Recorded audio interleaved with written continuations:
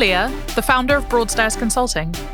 We're a board advisory and mediation practice helping people thrive and flourish in crisis situations. Believing crisis isn't an if, it's a when. We want to help people disagree well and move forwards in challenging times. While we're unafraid of crisis, it's rare for one to be resolved in a single day.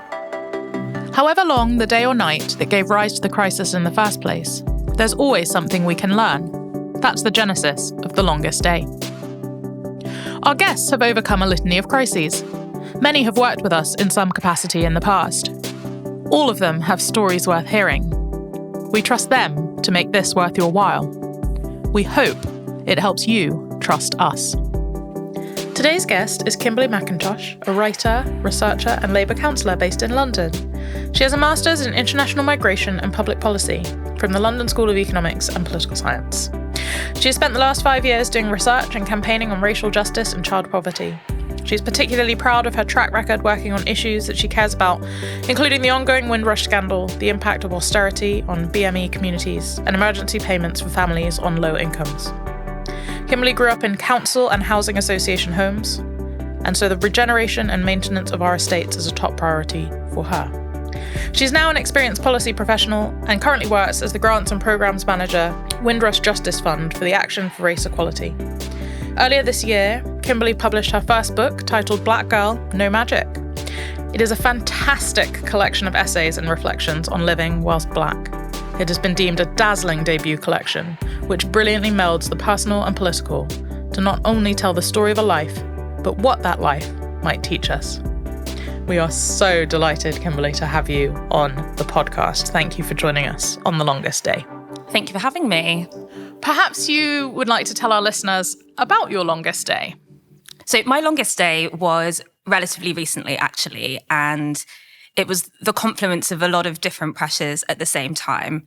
One of them being that I had a book come out recently, so it was quite an ill-timed longest day because it was very close to my publication date. But I'm someone who has quite a lot of hats, and I'm sure we'll dig into kind of how I've ended up having so many. But I have a book that came out recently, an essay collection called Black Girl, No Magic. But I also have a part-time job working on the Windrush scandal, and I'm also a Labour councillor in South London. And when I was writing my book, I was also running for selection for office. And so it's been quite a long 2 years, an amazing 2 years in lots of ways. But with hindsight, I can see that kind of the burnout was really on its way. But it hit significantly in early June, a few weeks before my book was due to come out. And I'm not someone who's ever been signed off work before. I'm not someone who has had a mental breakdown before. I've had some issues with anxiety, but managed with therapy. But this was quite different. It started with kind of losing things. So I lost my wallet and I didn't know why. I lost my coat and I didn't know why. I missed a plane for the first time, which I've never done before. And I styled that off quite well. I just, had to sit down, take it, small cry, but then just went back to the Airbnb and had a nice final night. But it came to a head when a friend was going for a walk with me and I was saying, I'm tired all the time, I'm falling asleep all the time, I cry multiple times a day and I don't know why. And she said, that's not a normal day for most people and you need to go and see your GP and they will almost definitely sign you off work. And then my mum kind of got a sense that something was off. We talk very often, we're very close. And she messaged me maybe a day or two before that and said, do you want me to come? She just got a sense that something was off. And I just texted back, yes. So I was at work and I was just like, yes, please. And so she came down to London from my hometown, Reading. And yeah, I just started crying and it was just a feeling of it was all too much. And she said, yes, your friend is right. You need to go to the GP. So I had my appointment and they immediately signed me off work for burnout, exhaustion and low mood, and said that, we'll see how things go, but either I would need to go to therapy, make some significant lifestyle changes, or if none of that worked, go on antidepressants, which at the moment it looks like the first two will be enough. But the significant lifestyle changes are what I'm trying to work through now. What is it in my life that I can step back from so that I can feel healthy and happy while still achieving the things that I want to and putting the things out into the world that I want to, and hopefully helping the people that I want to. But it's been a big learning curve for me, and it's still very much in process. Every day is different, and it's not necessarily a linear path to feeling better again, but definitely on the up, which is great. And finally having a bit more space to also enjoy the things that I have achieved over the past year, which has been really great. It goes without saying that you have achieved a huge amount and a trailblazer in each context. Why don't you tell us a bit about what you were doing in terms of firing on all cylinders as you ran into your longest day? So I can describe, there's one standout day. There's a few. I'll start with one. So I was delivering a big event for work, an event in Parliament on the Windrush scandal. 5 years on, what has changed, what hasn't changed, and what needs to change. Particularly, it's the 75th anniversary of Windrush docking at Tilbury. So it was a very apt time to have such an event. And it went well, which was great. But in the lead up, there was, lots of work trying to get that off the ground, chasing the MPs. Are they definitely coming? The speakers, are they definitely coming? Anyone who's worked with MPs knows that it can be quite a time-consuming thing. That they're also very busy, and so are their staff. So it's a lot of emails, it's a lot of phone calls to make sure that everything is in place and everyone that says they're coming is. And you're still kind of fingers crossed, hopes and prayers on the day. Who knows what debate will happen? Who knows when the bell's going to ring, kind of thing. But I was in the queue to get into Portcullis House, which is another part of the Westminster estate. And then I got a phone call from my publicist at my publisher, because the Guardian had got back a certain section of the Guardian saying, could you send through kind of bullet points on these 3 ideas that you sent through? But the person was going on annual leave. So, could they be sent by Friday? Because then they'll be gone for X number of days. And so I'm in the queue and I have all my things with me because I'm going to see Beyonce in Cardiff. So my plan was I deliver this event and then I go straight to Paddington and I'm going straight to Cardiff. Then the next day, get up, see Beyonce Renaissance tour. Obviously, incredible performance. Glad I made it. But I didn't have my computer because I was hoping this is going to be at least 2 days laptop free. But, no one's going to say no to the Guardian, right? So I'm like, okay, I've got this, have to hang up because you're not allowed your phone to go through security to go onto the parliamentary estate. Event's overrunning massively. So leave, get on the bus, go home, grab my laptop, get straight into a taxi, go to Cardiff, wake up at 5 a.m. the next day, do all the bullet points, send them through, go to see Beyonce, get back home. Turns out they didn't think any of those worked. So anyone who's had involvement in journalism knows that can happen anytime. There's no guarantee that they'll think it's a fit and that they'll publish it. But I was already kind of on the edge, and that it wasn't the best time for that. But then you get back to London, and then back to work. But then in the evenings, I'll have council meetings or Labour Party meetings 3 evenings a week. So it's straight from work, pick something up, to eat on the way, or sometimes there's sandwiches there. Then you're in a meeting for hours into the night. Maybe people go to the pub after to kind of at least be able to, have a nice conversation before going to bed. And then your workday starts again. And obviously the Beyonce thing was a one-off and very much recreation. But you also need that in your life, right? You can't just be doing multiple versions of work. You need rest time, but also social time too. And that's really important to me. And I think often that's the thing that goes for people. That's the thing that gives. And because I refuse to give that up, because that gives me a lot of joy, it was a one-way ticket to burnout. And even without that, I think those are too many things at one time. Mm. And on the weekend, you're often campaigning or maybe catching up on, maybe writing an article or something like that. And so there wasn't really any time in the week where I was really resting in any way. And you also don't have that time to cook a nice meal. So yesterday I cooked myself brown stew chicken and it was delicious. But I haven't done something like that in a really long time. And that's partly because I have reduced a lot of my duties in every aspect of my life to make space for that. But that's how I ended up having a mental breakdown, because it has been that kind of lifestyle for over a year.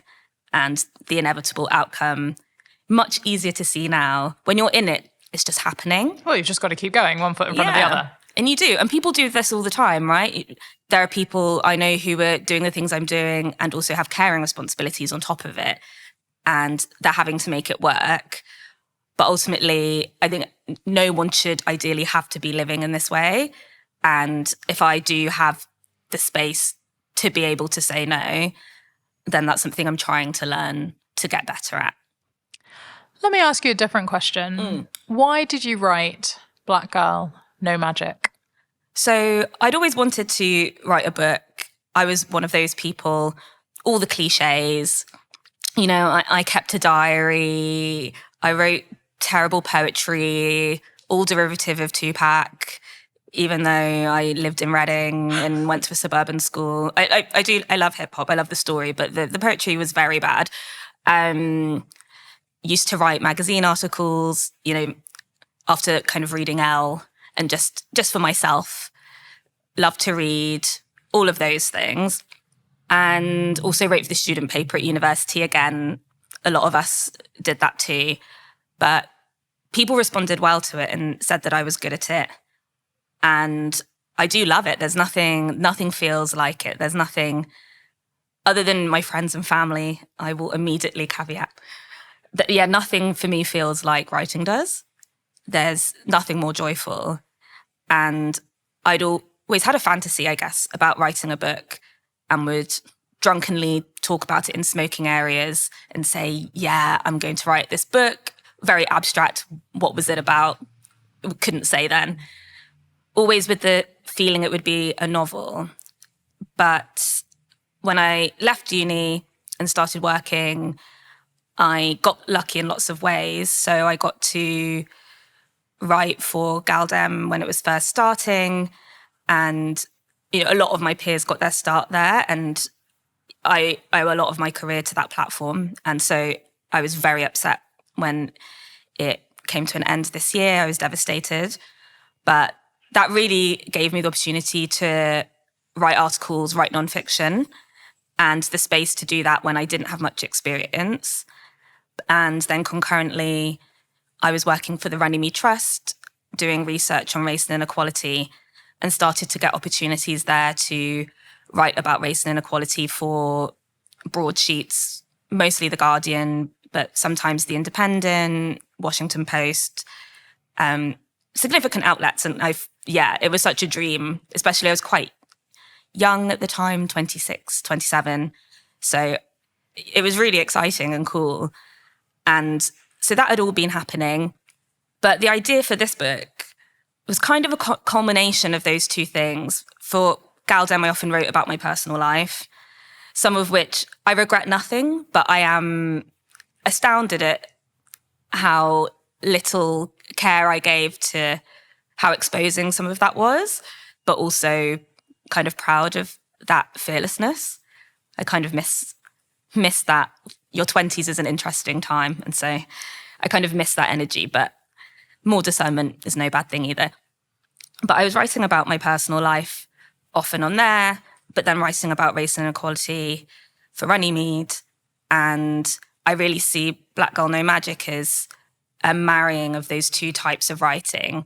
And I've always been interested in, or at least for the past 10 years or so, how can we communicate ideas that can be quite dry, often around policy making, which is my background and one of my passions, but I appreciate a lot of people don't love in the same way.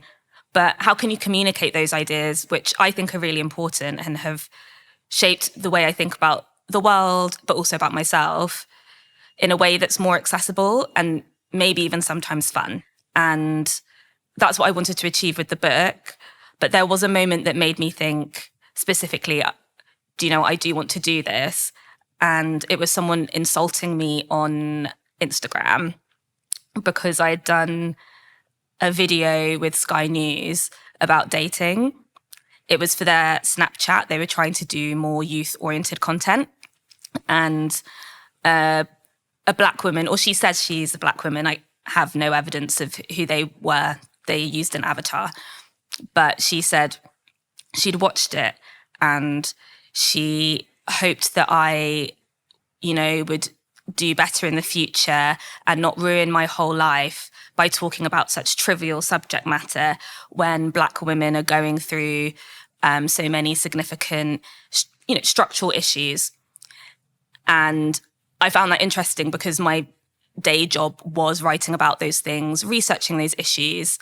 And it made me think about who gets to be frivolous and talk about things that aren't serious, or to be a full and flawed person.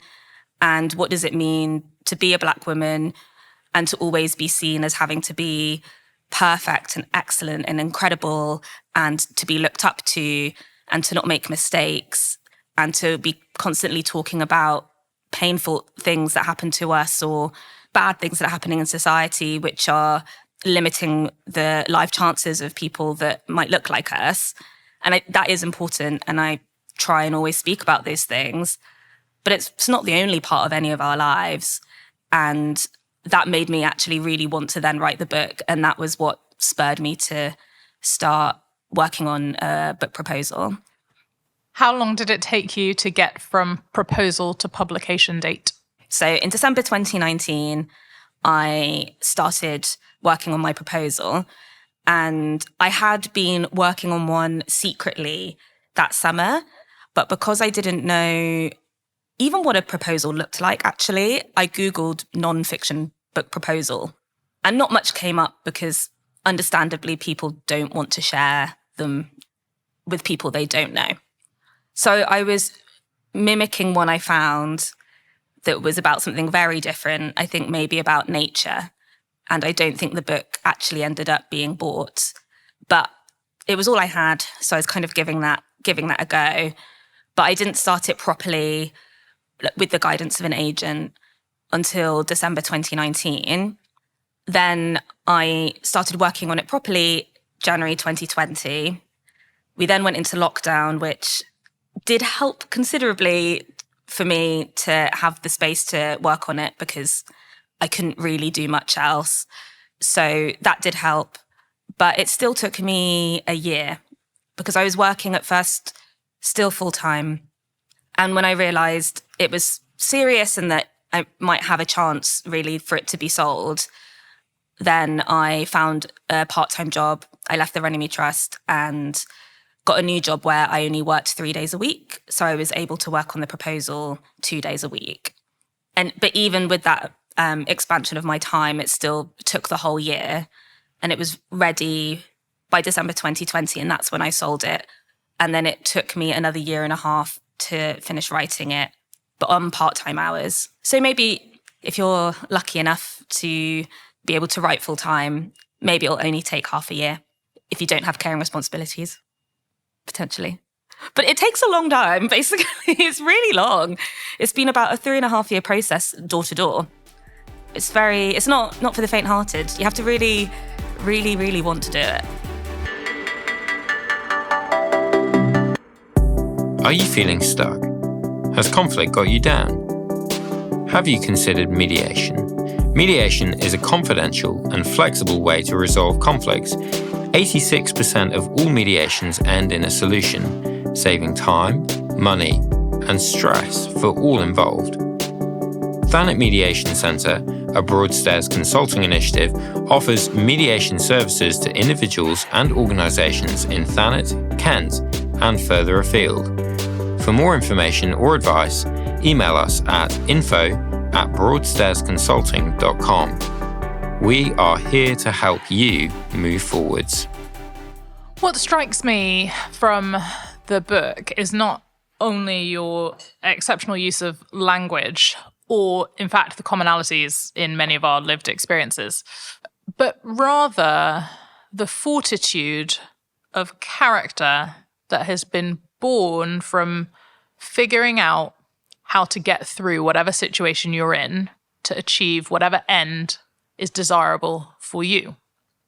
As you've been juggling these different responsibilities, what does success look like for you? I think now success for me has shifted a bit, or at least I'm trying.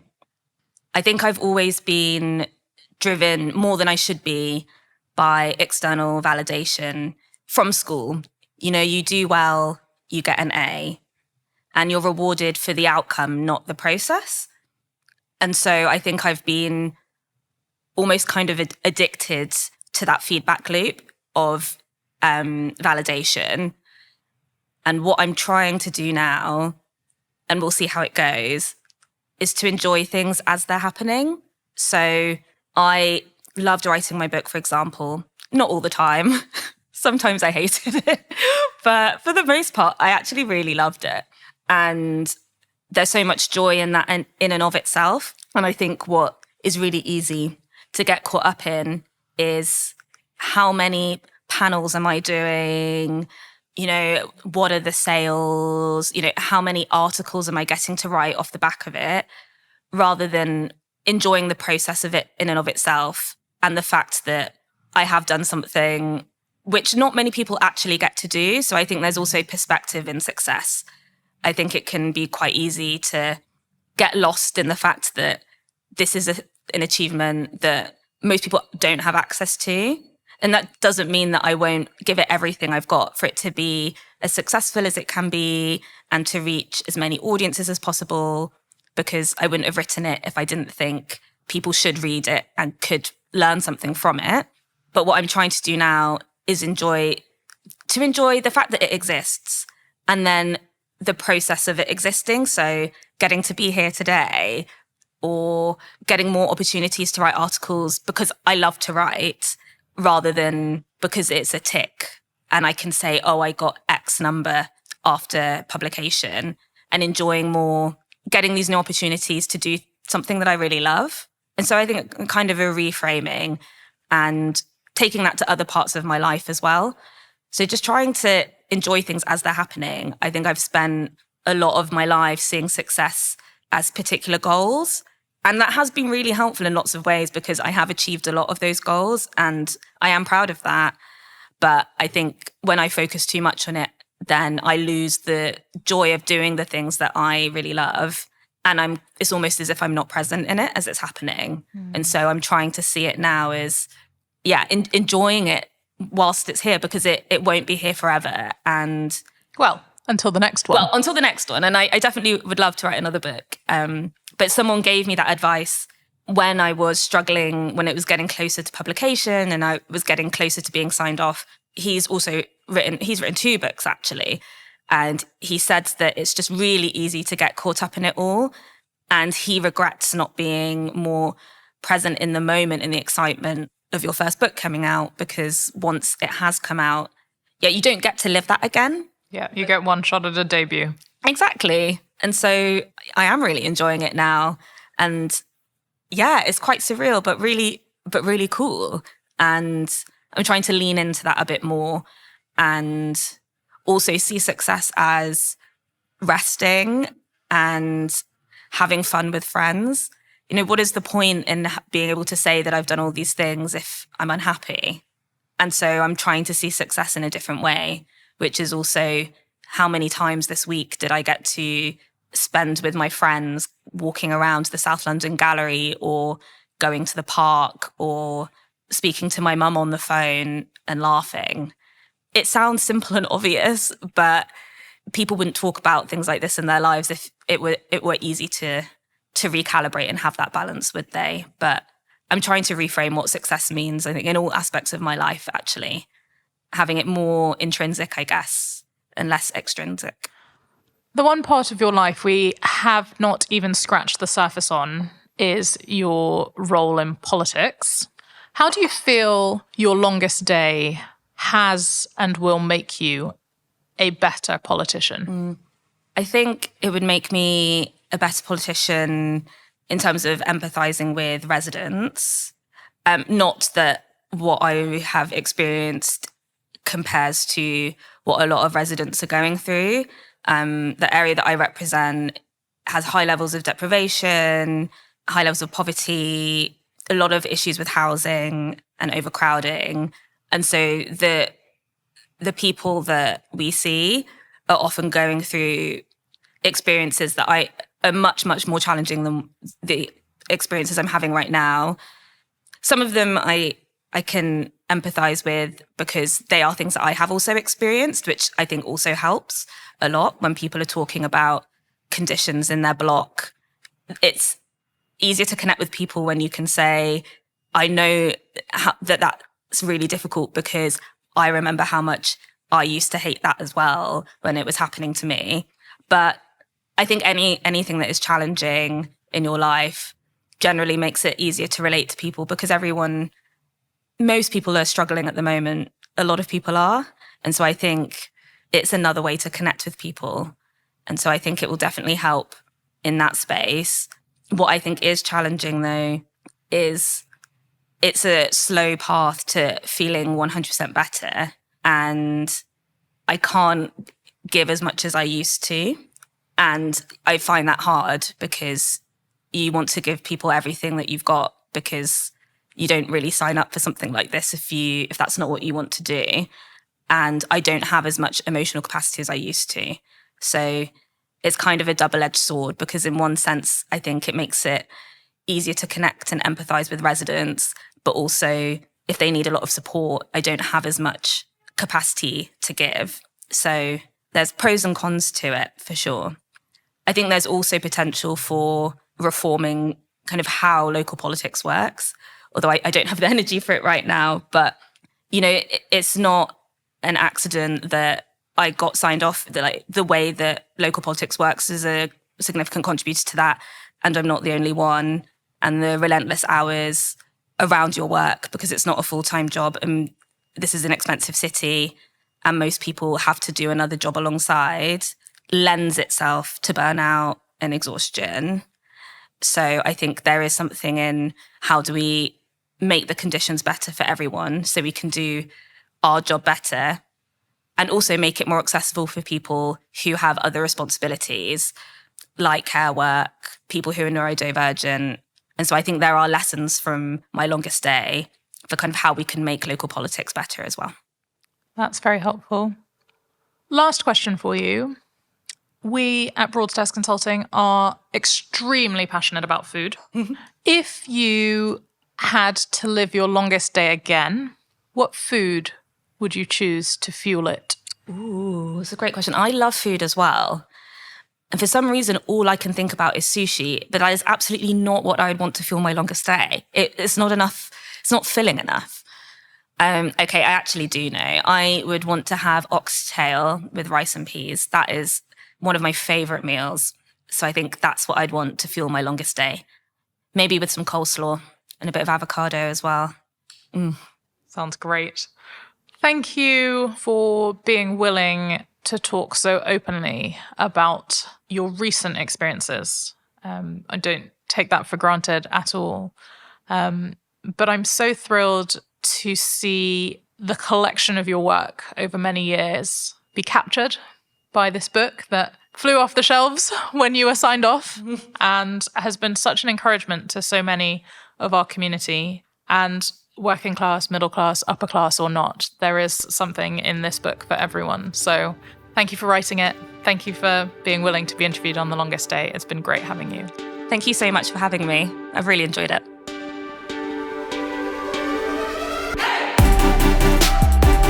You've been listening to a Broadstairs Consulting Limited podcast. We hope you've enjoyed this episode. Tune in soon to hear the next instalment of The Longest Day. Copyright 2023.